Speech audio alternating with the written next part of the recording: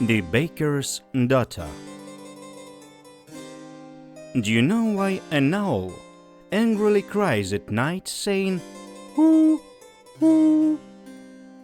If not, let us tell you. In ancient times, times that were not mine, nor yours, nor anyone's really, there existed all sorts of supernatural beings in England.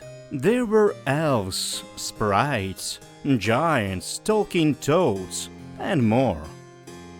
And of course fairies, who were all-powerful and omnipotent. They often took on the guise of humans and uncovered all their secrets.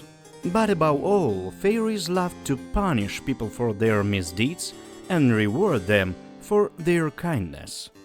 One evening, a mighty fairy, disguised as a humble beggar woman, came to a village in the country of Hertfordshire and knocked on the baker's door. The door happened to be unlocked, and the fairy entered the shop. It was rather dim inside, filled with the aroma of freshly baked bread, and a large oven blazed with warmth. The baker's lovely and tidy daughter was busy in front of the oven. Next to her, on a low table, rested a pile of fresh, crispy loaves. The fairy admired the girl, watching her skillfully retrieve a batch of crisp bread from the fiery oven and replaced it with the fresh one. The girl tapped the finished loaves with the tips of her fingers to check if they were well baked, and only then did she place them on the low table. Please, give a piece of bread to a poor woman, the fairy disguised as the old beggar requested with a trembling voice. The baker's daughter continued her work, barely sparing a glance at the old woman.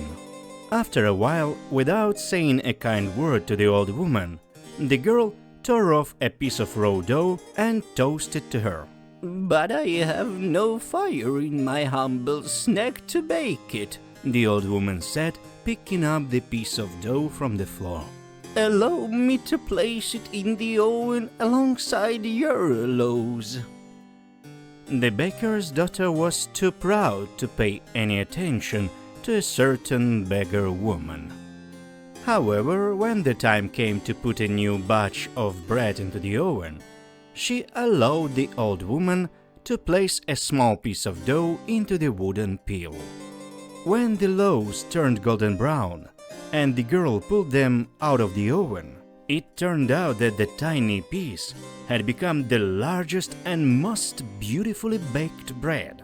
The beggar woman reached out for it, but the girl pushed her away.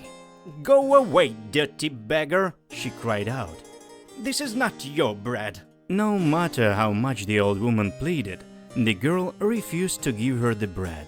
Instead, she threw the fairy a smaller piece of raw dough, even smaller than the first one. But when the old woman put it in the oven, it too transformed into a large, beautifully baked loaf, even larger and more golden than the first. Yet again the girl would not allow the old woman to take the bread, and she wanted to drive her away. However, the old woman asked for one last, third piece of dough to try her luck. The girl tossed her a tiny lump without even looking at the old woman. But it was in vain. As we have mentioned before, the baker's daughter was too proud to glance at the old woman.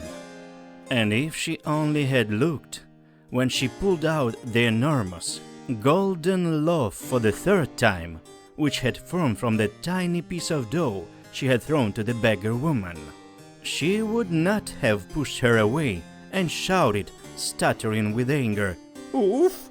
Oof! Go away!" Instead, she would have noticed the extraordinary transformation that had suddenly occurred in the old beggar woman.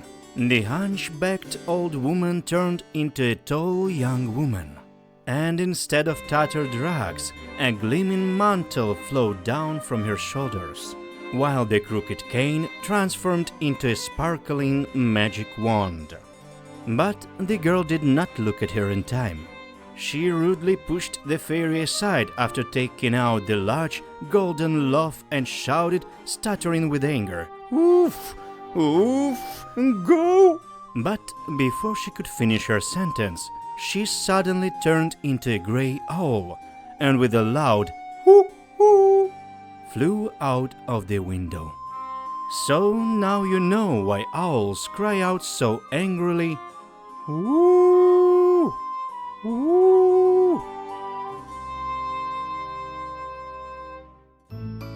The Rabbit Reader read for you. Don't forget to subscribe and like. Thank you for watching.